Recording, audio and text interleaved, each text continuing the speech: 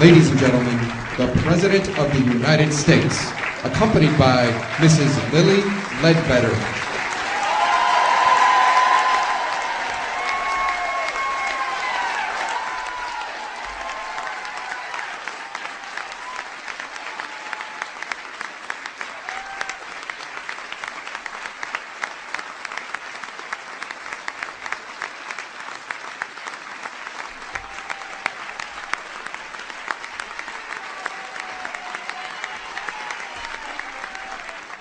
It is fitting that the very first bill that I signed, the Lilly Ledbetter Fair Pay Restoration Act,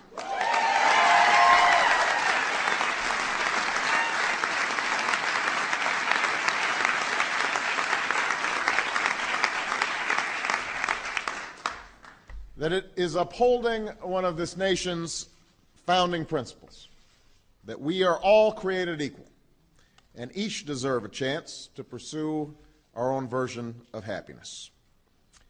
It's also fitting that we're joined today by the woman after whom this bill is named, someone who Michelle and I have had the privilege to get to know ourselves. And it is fitting that we are joined this morning by the first woman speaker of the House of Representatives, Nancy Pelosi.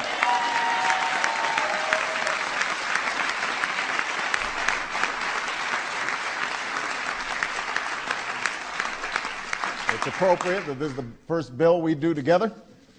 We could not have done it without her. Madam Speaker, thank you for your extraordinary work. And to all the sponsors and members of Congress and leadership who helped to make this day possible. Now, Lilly Ledbetter did not set out to be a trailblazer or a household name. She was just a good hard worker who did her job, and she did it well for nearly 2 decades before discovering that for years she was paid less than her male colleagues for doing the very same work.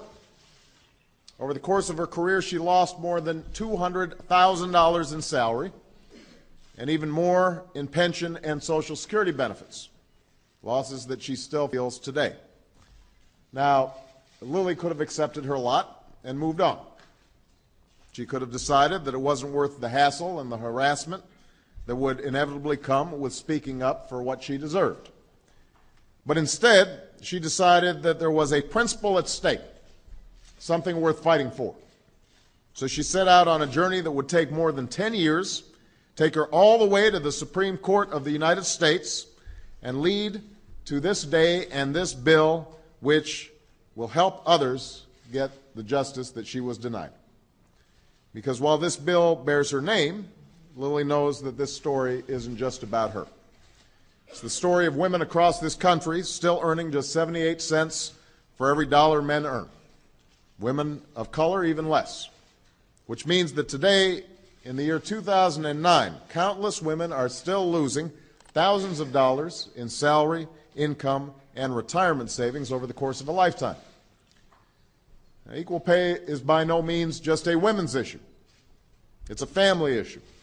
It's about parents who find themselves with less money for tuition and child care, couples who wind up with less to retire on, households where one breadwinner is paid less than she deserves.